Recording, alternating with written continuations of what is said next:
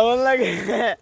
আসসালামু আলাইকুম guys, welcome to the another blog video. আজকের এই ব্লগ ভিডিওতে পুরাটাই থাকতেছে বিনোদন। প্রথমেই শুরু হচ্ছে এই ছোট ভাইকে দিয়ে।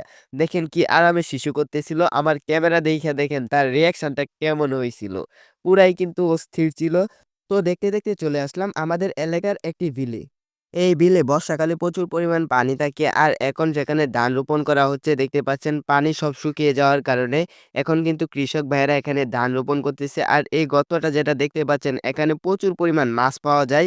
যখন বর্ষাকালে পানি আসার পর পানিটা চলে যায়, তখন এই জায়গাতে প্রচুর পরিমাণ মাছ পাওয়া যায়। তো দেখতে দেখতে চলে আসলাম পুকুর পাড়ে। পুকুর পাড়ে এসে দেখা হলো এই দুইজনের সাথে।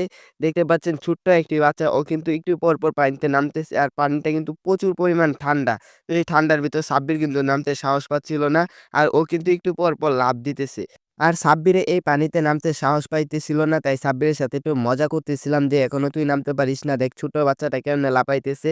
সাব্বির তারপরেও নামতে পারতেছিল না। তো আজকে সাব্বিরকে এমন ভাবে পানিতে ফালাইবো, দেখবেন তারপরে রিয়াকশনটা ছিল অস্থির।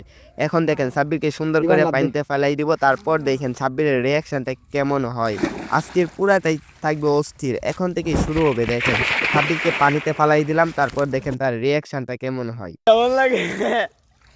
সাব্বিরকে পানিতে ফালানোর পর যে সাব্বিরের রিঅ্যাকশনটা এমন হবে সেটা আমি কখনো ভাবতেই পারি না। দেখেন সাব্বিরের রিঅ্যাকশনটা কেমন ওই হয়। দেখতে পানি দেখতে থেকে কিন্তু দেখতে ব্যাক দেখতে নিয়ে দেখতে নিছে।